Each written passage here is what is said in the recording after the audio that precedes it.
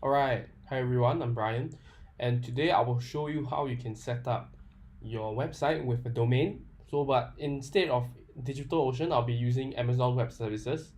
So you can see here I have my EC2 dashboard, my instance dashboard. So I have one instance here. So this instance is going to be running my web server or website. So the web server contains your website basically.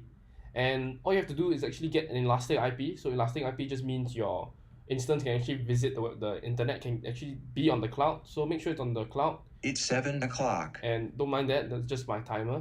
And all you have to do is set up an instance elastic IP and just copy that. Make sure you follow this tutorial and set up your Apache 2 web server on Ubuntu 18.04, and then just check whether if it goes to your Apache actually. So once it goes there, it means Apache set up. And next thing you'll do is actually get a domain. So you can get domains from any website. I'm going to use a free domain now to show you how this works. So I have registered bchewy.ml.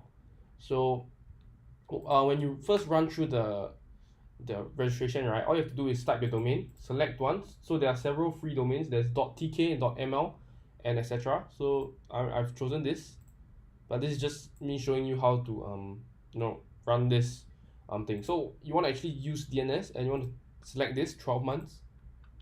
And over here, under your IP address, you want to put in your EC2 addresses.